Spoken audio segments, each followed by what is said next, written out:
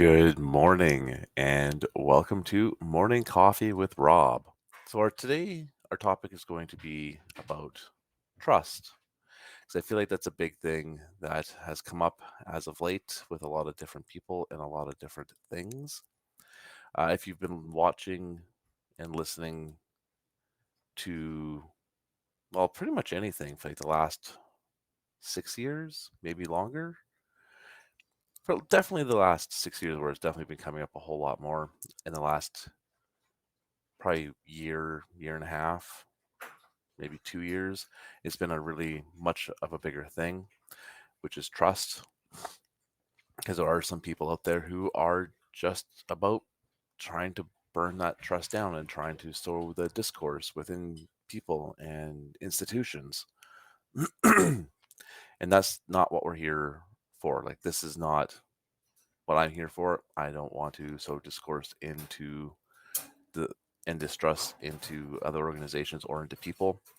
I try to give people as much of the benefit of the doubt as I possibly can. That's just me, though. And I try to make sure that they, as a broader spectrum, should be able to be trustable as long as they're trying to do the right thing to oust the people who are not trustable. And it's really come up quite a bit that certain organizations and people aren't trustable, or certain professions have zero trust now as well. And it's mind blowing that we think that that they shouldn't be trusted, considering all the work and everything that they continuously do for everybody and have always continuously done for people. And it just doesn't make sense to me that we just don't trust them. Yes, every professional group has people that are not trustworthy, and that's not going to say that's going to be any different ever. But it's up to those professions to try to take those people who aren't trustworthy and put them off and put them out of their organizations and outside of their professional circles. Because if they're not trustable or trustworthy, then and you keep them around, it then ruins their reputation for everybody else on and their trustworthiness goes down as a result. That's why actually scientists are a great example. Scientists and doctors are great examples, because as professional organization, or a profession, not even an organization necessarily, as those professions, it's hard to keep the trustworthy levels high, because there are people who are untrustworthy and try to do things to further whatever their agenda might be, or to get fame and recognition for great discoveries. And they do things that undermine the credibility of the rest. And that's where hopefully having proper peer reviewed stuff comes in to show that these folks aren't doing the right job and aren't doing what they're supposed to be doing. And then their papers can be redacted. People can go back and go, okay, well, they were possibly on the right track, and they can take a look and correct any mistakes. Or if they find out that it was just blatantly misrepresented and lied and just filled with wrong information, they can go through and be like, okay, this person was lying. There's nothing credible here. And they can prove that there was nothing credible there. They can then have those papers redacted. They can either try to give them one more chance to make their stuff correct. And if the same problem persists, then they are no longer able to publish in those papers, because they are not allowing proper scientific method to go through, and they're trying to fudge the numbers for whatever their reasons might be. And it's something that tarnishes people's reputations constantly, is by trying to fudge things through. And it's sad to see, because there's a lot of pressure on people, and so a lot of even really good people who mean well end up having these problems come about, which then tarnishes their reputations and their trustworthiness, and it drags them down because they're trying to do good, but there's so much pressure on them to produce the results that they end up trying to take shortcuts, which is not good either. And within professions like that, the only way they could really try to keep their trust levels higher is by trying to make sure that they do all the correct steps of whatever the steps might be to prove that either this person was right or prove that what their information was provided is not correct, and show transparency on how they're trying to rectify that and how they are trying to make sure that person doesn't put out more harmful information and doesn't do more damage, and how they're trying to maintain integrity within their profession and whatever case that may look like. Um, Other professions are obviously going to be a lot harder. Uh, Lawyers, there's a lot of distrust around lawyers because people find them to be blood-sucking leeches, some people say. Some people find them really good and really helpful. It all just depends on your perspective on that profession as well, and your potential upbringing with that profession, your just overall interactions with that profession as well. Maybe you have interacted with lawyers on some level and you found that they were not good people, that they were just out to make money.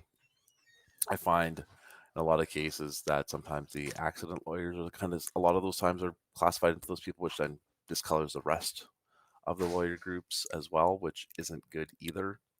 I'll probably get into that a lot more as to how to kind of fix some of that distrust a little bit more for our end in some other videos as well, because that seems like a bit more of a rabbit hole to go down. There's a lot of professions that are like this, that have zero distrust or zero trust, just because of past mistakes of previous people in those positions, which has then tarnished the reputations of the rest just by proxy. And it's really difficult to try to have a good conversation and try to make sure that they are getting their reputations repaired, and try to make sure that it is helping them to become better. But as individuals, that's a lot more difficult. When our trust has been broken, what can we do to fix it? Is there anything that can be done to be fixing the or the trust of someone who's had their trust broken? And the answer is yes. In a lot of cases, there are chances that you can repair trust. It's just a matter of what is going to need to be done to repair that trust between those two people. And it's not necessarily an easy one to come up with, because each person's different. Each person's going to want different things done. And it's going to take both people to try to make sure that that does get done. And there has to be definitely open communication to get that trust rebuilt. There has to be honest communication. There has to be empathy, patience, sincerity. It is really difficult to have to try to get done. And then some people just want to repair the trust by buying the other person things, and maybe that might help work, but I don't think that's the route to go, because now you're just trying to, I think, personally try to buy them off, and that's not cool to me. I'm sure a lot of people don't find that cool to try to buy off their trust, and some people are totally awesome with it, and that's their thing. They can handle it that way, and that's totally cool for them. That's my personal view on it. I think there's a lot more that has to go into it. You have to spend time together. You have to also paradoxically give them space also to kind of work through it and try to decide if it is something that they want to keep doing, especially if it's the person who's had their trust broken.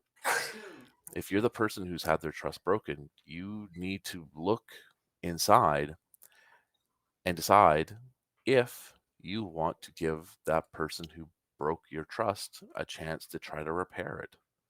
And if you do, good, then let them try. Perhaps figure out what it is that it's going to take to get that trust starting to be on repair, and let them know what you need to have it done. I know I had my trust broken quite a few times. I've had it broken pretty badly not that long ago. And honestly, I don't know what it would take to repair at this point, to have it repaired for me. I I honestly don't know. I'm trying to think about what it would take. I do know I need some space to make it all happen, so I can really think through things. I need to talk with other people. I need to just kind of be me and work on what I want to work on. And I, I, I space is going to help. Keeping in communication with them. Um, for me, also is trying to understand them maybe a little bit more as well, just because I think that'll potentially help if I can kind of understand a little bit more where they're coming from. They have told me a little bit about why things were said the way they were said, but at the same time, it's just like, but how long have you been doing this for? Because this isn't making any sense. But at the same time, it's it is definitely going to take two people, and the other person does definitely need to put in effort, and they have to put in quite a bit of effort to try to repair it because they're the ones who broke it in the first place. But as the person who's had their trust broken, you've got to put in effort too for them, because if you really care about the relationship of whatever kind of relationship it is, you're going to have to, I guess, maybe swallow a little bit of pride if you want to repair it, and just accept the fact that they're going to say sorry and they might stumble along the way. But if you're really wanting to fix it, you're just going to have to step up and understand that fixing it's going to be difficult. Both of you have to step up and understand that fixing it is going to be difficult, very difficult in a lot of cases. And in some cases, it may not be repairable at all. It depends on how egregious the breaking of the trust is as to whether it's even going to be repairable.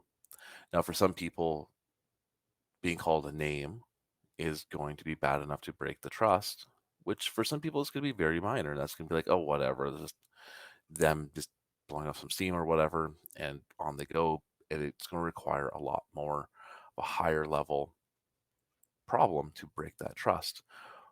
It could even be just a compounding of different things over a period of time that can also cause the trust to be broken. And just the way things potentially go, I honestly, I wish I had better answers on how to repair trust.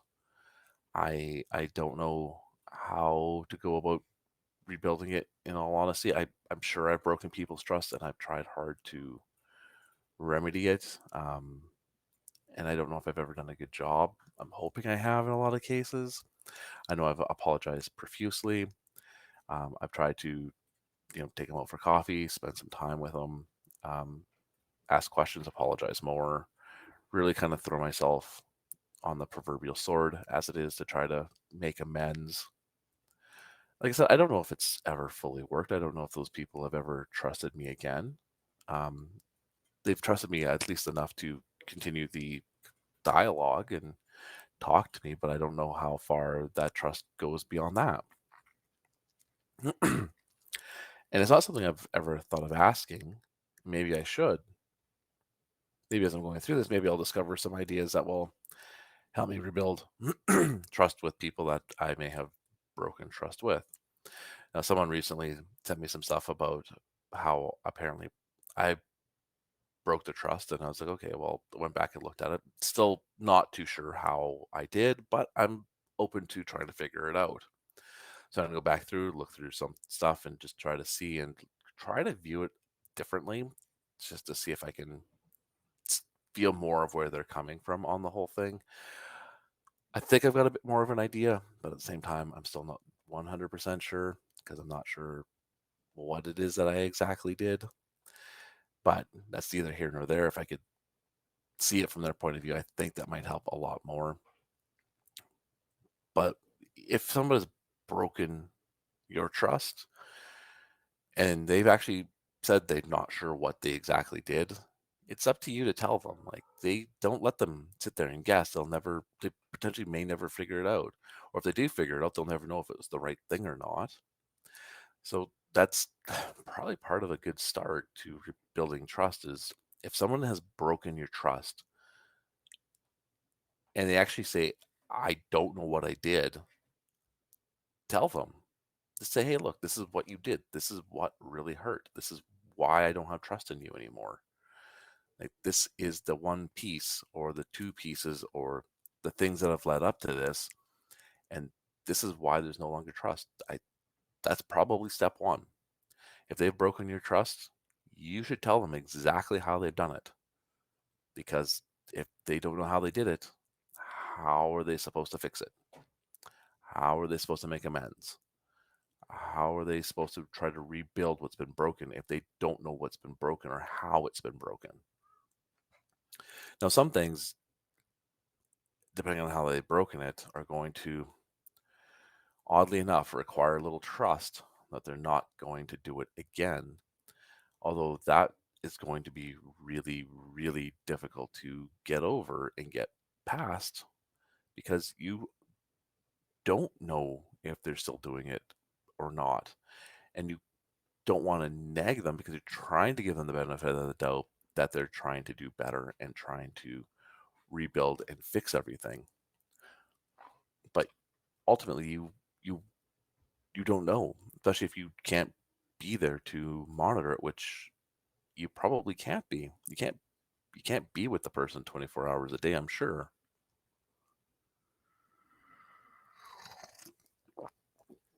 So trying to get it rebuilt isn't going to be easy, and it's probably rebuilding trust is going to be one of the hardest things to do.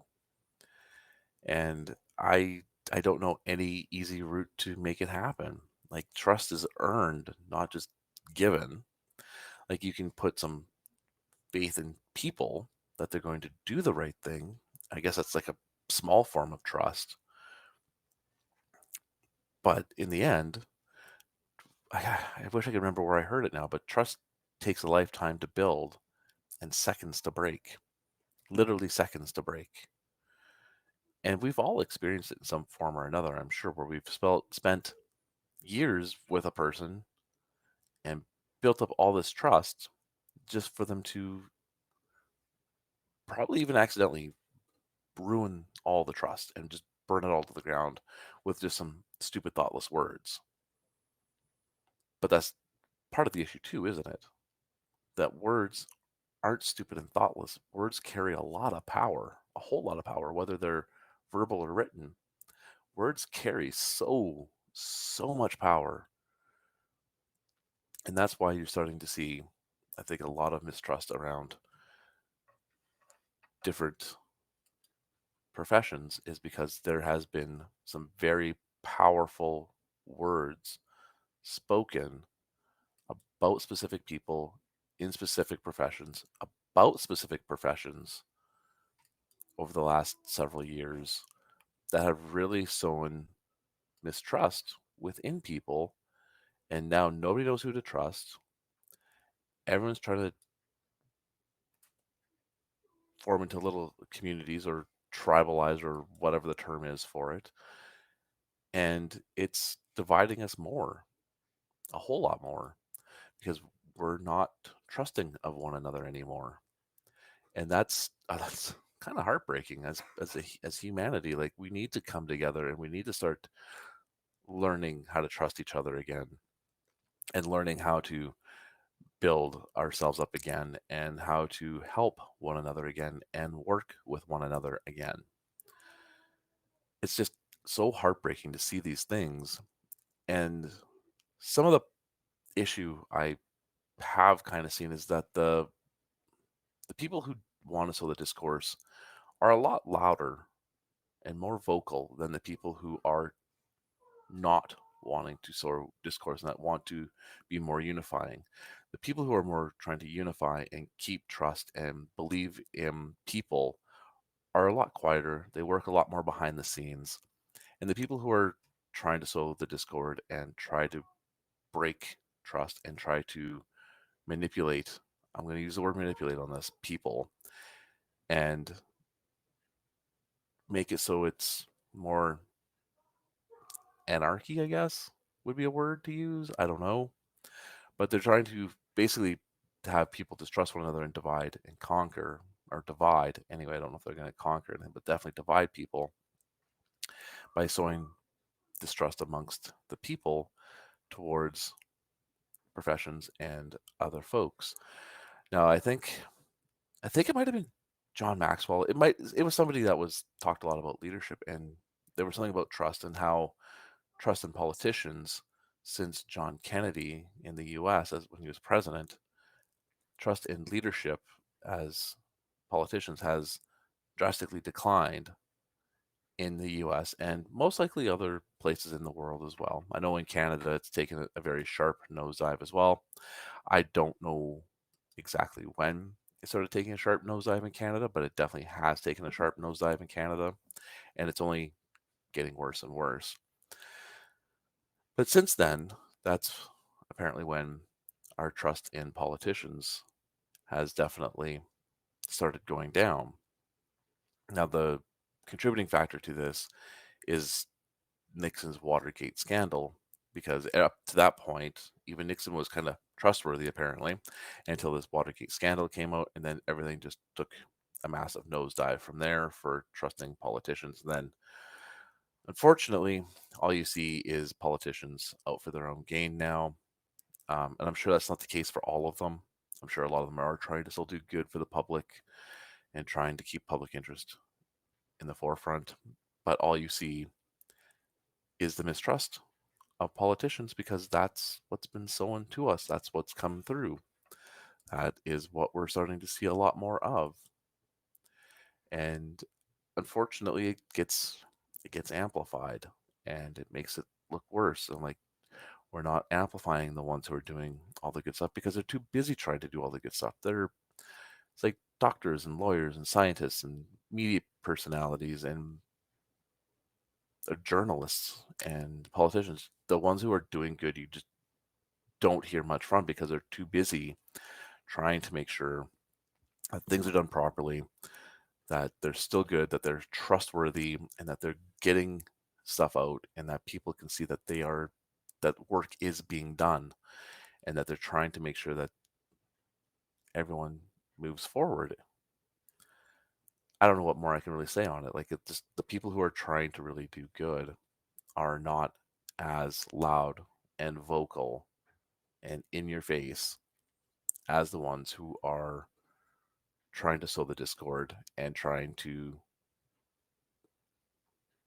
build everything to be untrustworthy. Those folks definitely seem a lot louder to me than what the others are for who are trying to do good. Now, I know there's some people from the other side who are going to say, and it goes back and forth, like the people who find the people who are that I would find maybe trying to sow discourse and untrust in people don't see that on that side, and they're going to say that it's the side that they see me on that is trying to sow discord and untrust within people and try to divide people. And that's okay. I'm like everyone can have their own point of view. We have to listen to everyone's point of view. We don't have to agree with it, but we should definitely try to listen and have a conversation potentially around it. But a nice, calm conversation. That's part of being trust as well, is having nice, good, calm conversations. And I know sometimes when I get into a conversation, I get a little agitated and heated, and I try not to, and I try to keep calm and cool so I'm not so I can have that good conversation still and not obliterate the person that is trying to have a nice, calm, cool conversation with me as well, because they probably don't deserve it. Actually, most likely they don't deserve it. If they're hanging out with me and they're talking with me, I feel like they probably don't deserve me to be blasting them on whatever their views are. So I try to keep a calm, cool demeanor about the whole thing. I am not perfect. I do fail at it. I'm not going to lie. But I do still trust that person. I just don't believe in their point of view all the time. And sometimes we can meet in the middle and it's great and we can solve like a problem. But sometimes we're on opposite ends and that's fine. We can still hash it out and still be friends and still be cool in the end. And that's a level of trust that you have to have or would like to work for anyhow, because that's where we should be. We should be able to be on opposite ends of a view, either work our way into the middle, or if we can't work our way into the middle, we should be able to still be on each end, have that middle conversation, have that discussion, But we have to accept, we don't always have to understand their side, but we have to accept their side as being just a different view of ours. It might be the complete opposite. Now, there are going to be times, I'm going to caveat this, where their views are 100% unacceptable. And I think you know which views those are. And those are any views of bigotry, hatred, misogyny, racism, sexism, homophobia, transphobia, all those things where people demean others because of how they are or who they are in that kind of instance. 100,000% wrong. There's no getting beyond that. Those are unacceptable points of view. If you fall into those categories where you're homophobic, transphobic, racist, misogynistic, bigoted, and just all around kind of a shitty person, your views in those instances are 100% wrong. And I'm sorry to say it, but that's just the way it is. Actually, I'm not sorry to say it. That's just bullshit. Your views on that are wrong. 100% wrong. 100,000% wrong. But if your view is different from mine politically, religiously, that's okay. I don't mind. I like having some of these conversations. I more like talking about religion than I like talking about politics because I find religion to be kind of fascinating. I find politics to be really polarizing and really frustrating. So that's, but I will have that conversation if I can. And I'm okay with you having a different point of view on those subjects.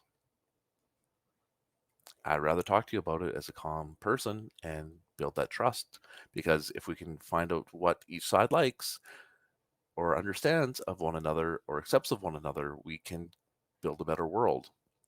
We can build up more trust. We can squash those bad players who are not part of what we want as a society, which are the people who are trying to sow bad behavior and thoughts into us, which are all those things I just listed, and I'm not going to go through them again because they don't get that much airtime on my platforms, and I'm not going to give it to them because they aren't.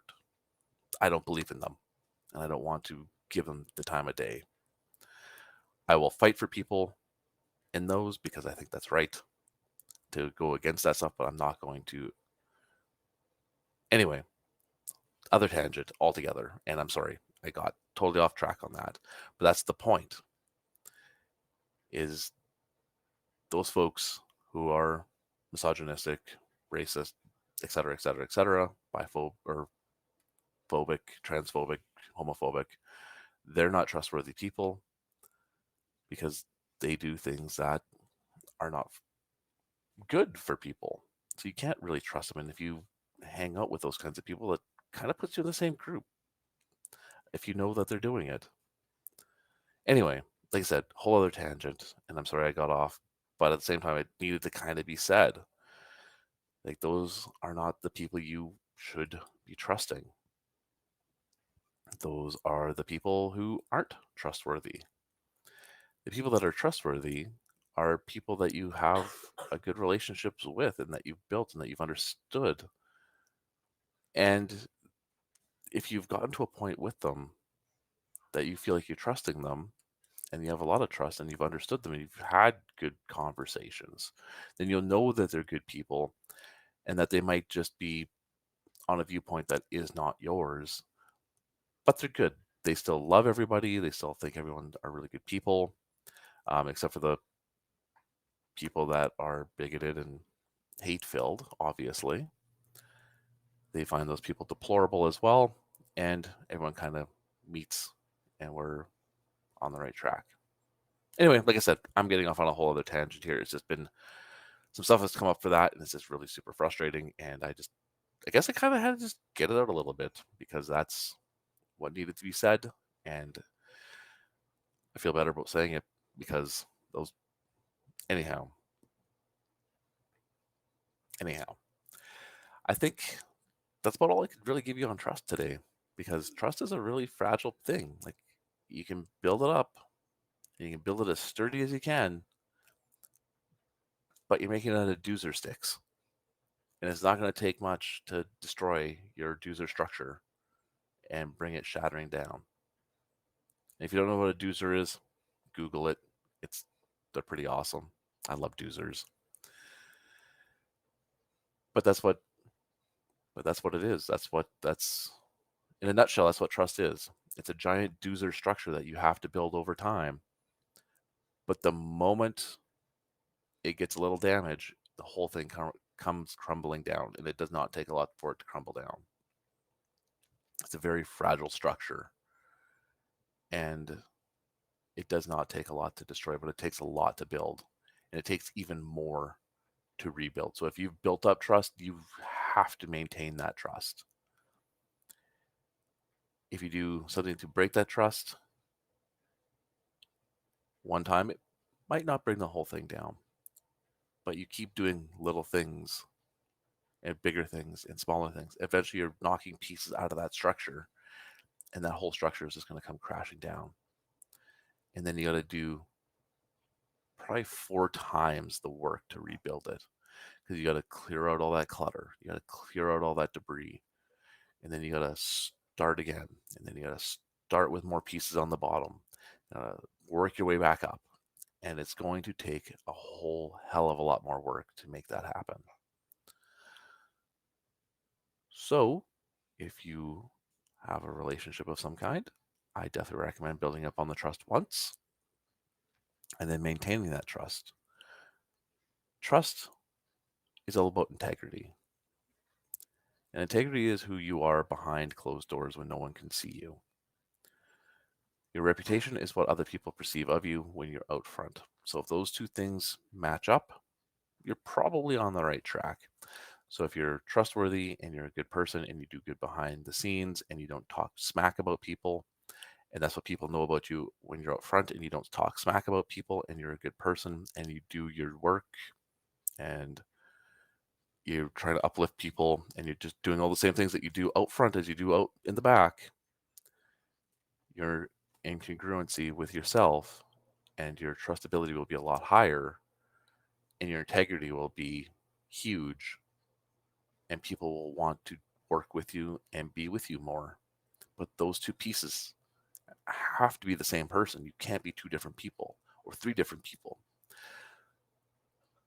It's not going to work out. Eventually, it's going to crack, and people are going to find out that you are a different person behind closed doors, or that you're a different person from who you're showing to that person. So, whatever you do, try to make sure the person that you are in behind closed doors is the same person you're presenting to the world, because eventually, one of those is going to be the truth, and it's probably going to be the one that's behind closed doors that's going to end up being the truth. Anyway, that is what I've got for you for today. I hope you had a good time with me. I know I had an amazing time talking with you all. I hope you have a great Sunday or whatever day you happen to watch this or listen to it. And we will talk to you all later. If you would like to continue on with the conversation, you can also hit me up over on Twitter at Elderobbo, which is ELDEROBBO. You can also follow me on Instagram to see any little fun behind the scenes things sometimes. Micro adventures with my kids. Same handle, Elderobbo, ELDEROBBO. I've also got a Discord channel that you can pop over to if you would like. Just hit me up somewhere and I can send you the invite link. It's called the Abundance Brotherhood, where we just give a lot of positivity and a lot of cool stuff out and have some fun. You can also go read my blog and check out what else I'm at rob-hicks.com. I know dash kind of ruins it, but that is what it is. If you like the videos and would like to support me on these videos, you can also go over to Patreon. So patreon.com/Elderobbo, ELDEROBBO. Or if you'd like to support me by buying some merch, you can do so too at rob-hicks.com/shop. So rob-hicks.com/shop. And you can pick up some cool merch from over there. Anyway, I hope you all have a fantastic day, and I look forward to talking to you some more. Have a good one. Ride hard, live long. Adios.